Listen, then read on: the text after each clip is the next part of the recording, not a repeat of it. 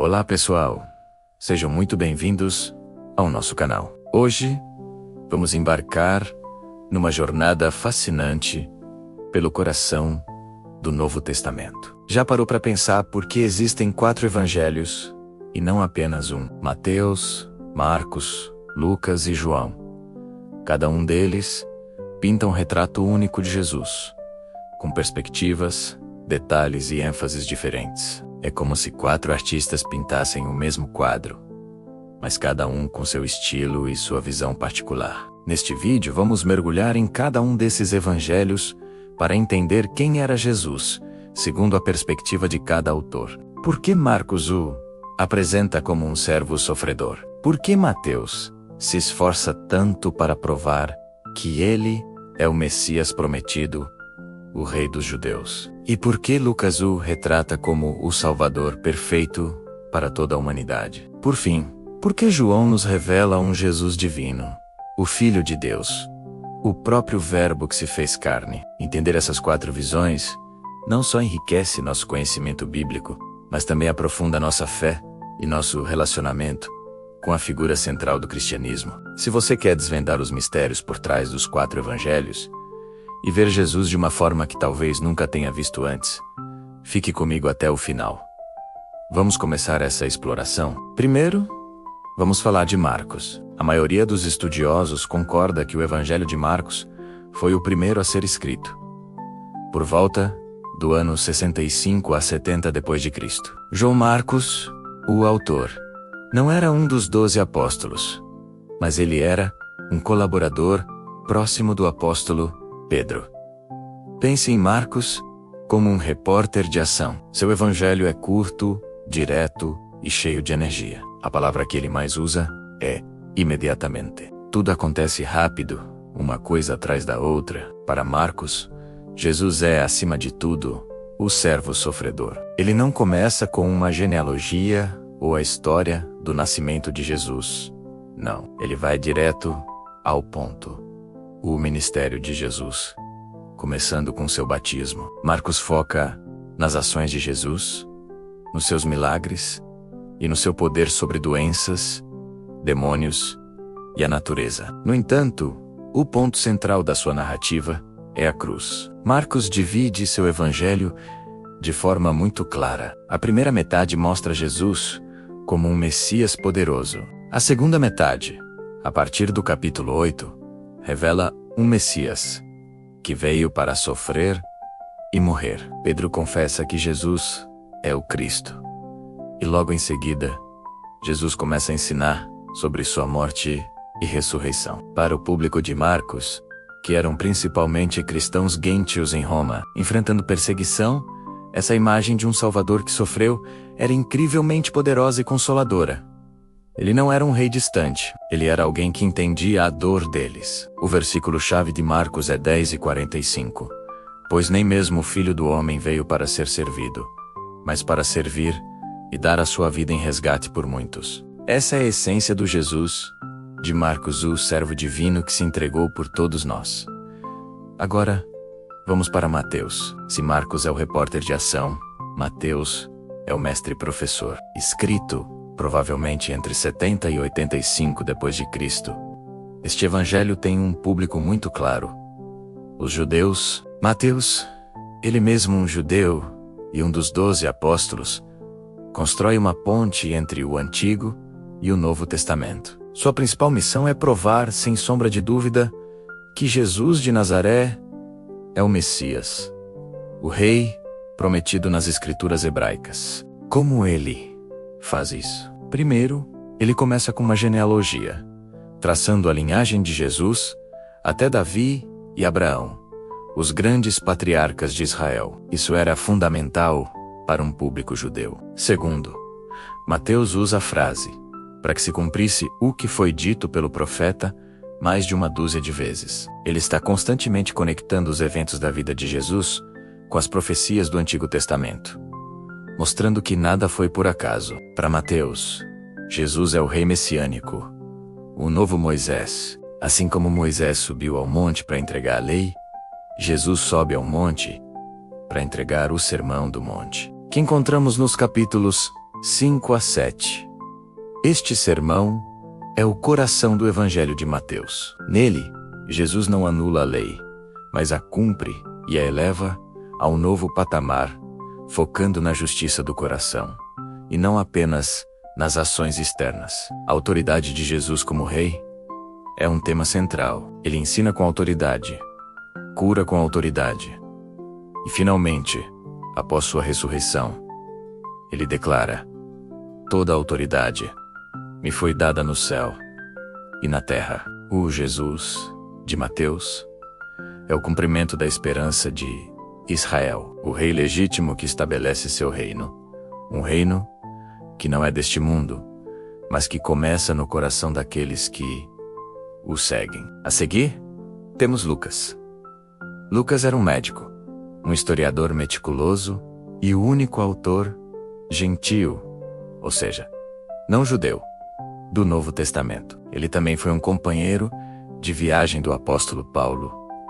Seu evangelho, escrito por volta de 80 a 90 depois de Cristo, junto com o livro de Atos, forma uma obra de 2 volumes. Se Mateus escreveu para os judeus, Lucas escreveu para todos, especialmente para os gentios. Seu evangelho é endereçado a um homem chamado Teófilo, que significa amigo de Deus. A imagem que Lucas pinta de Jesus é a do Salvador perfeito, o Filho do homem compassivo. Lucas nos dá o relato mais detalhado do nascimento de Jesus.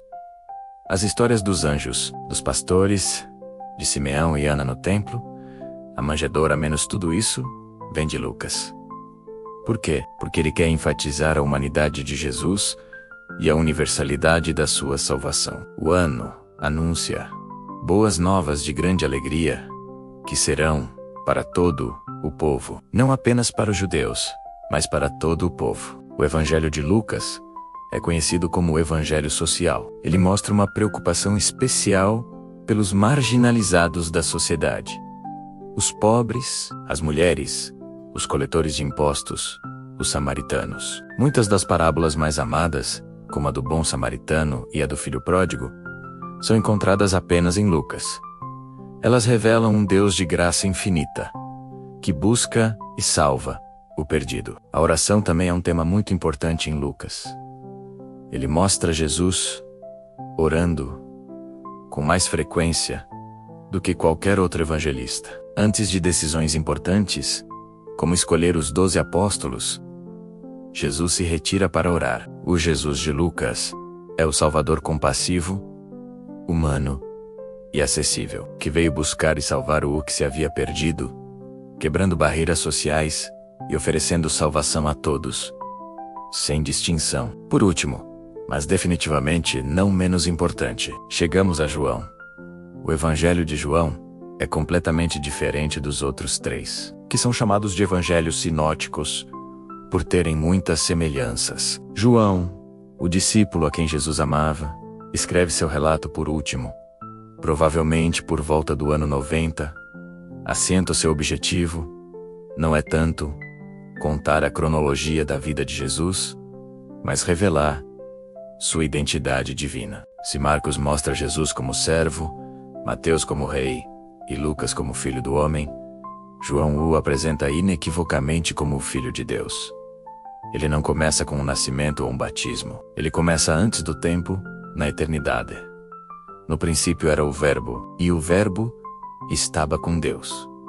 E o Verbo era Deus.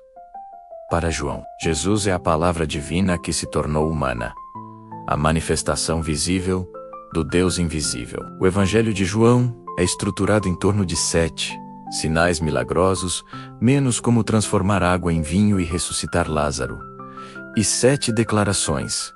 Eu sou. Quando Jesus diz eu sou o pão da vida, eu sou a luz do mundo, eu sou a ressurreição e a vida, ele está usando a mesma linguagem que Deus usou para se revelar a Moisés na sarça ardente, reivindicando sua divindade. O propósito de João é explícito. Ele mesmo diz, no capítulo 20, versículo 31, estes, porém, foram registrados para que vocês creiam que Jesus é o Cristo, o Filho de Deus, e para que, crendo, tenham vida em seu nome.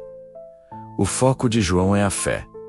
Ele nos chama a olhar para além das ações de Jesus e a reconhecer quem ele realmente é: Deus encarne, o único caminho para a vida eterna. Então, o que aprendemos com tudo isso? Mateus, Marcos, Lucas e João nos dão 4 retratos, 4 perspectivas essenciais da mesma pessoa incomparável. Juntos, eles nos dão uma imagem completa e tridimensional de Jesus. Com Marcos, vemos o servo poderoso e sofredor, que nos ensina o valor do serviço e do sacrifício. Com Mateus, conhecemos o Rei prometido, o Mestre que cumpre toda a Escritura e nos chama a viver segundo a justiça do seu reino. Com Lucas, encontramos o Salvador compassivo e humano, que abraça os marginalizados e oferece graça a todos. E com João, contemplamos o Filho de Deus, a revelação divina que nos convida a crer e a ter vida eterna nele. Nenhuma perspectiva anula a outra. Pelo contrário, elas se complementam e se enriquecem. Jesus é, ao mesmo tempo, servo, rei, filho do homem e filho de Deus. Essa riqueza de testemunhos é um presente incrível. Ela nos permite nos relacionarmos com Jesus de diferentes maneiras, dependendo da nossa necessidade e do nosso momento de vida. Qual desses retratos de Jesus fala mais alto ao seu coração hoje? Talvez você precise do consolo do servo sofredor de Marcos, ou da autoridade do rei de Mateus. Talvez da compaixão do Salvador de Lucas, ou da certeza da divindade de Jesus, como João nos mostra. Espero que esta jornada pelos 4 evangelhos tenha sido esclarecedora e inspiradora para você. Eles não são apenas biografias antigas, são convites vivos para conhecer e seguir a pessoa mais extraordinária que já existiu. Muito obrigado por assistir até aqui. Se você gostou deste vídeo e quer continuar aprendendo mais sobre a Bíblia de forma profunda e acessível, não se esqueça de deixar o seu like, se inscrever no canal e ativar o sininho para não perder os próximos conteúdos. E comente aqui embaixo qual dos 4 evangelhos é o seu favorito e por quê. Adoraria ler a sua opinião. Um grande abraço e até a próxima.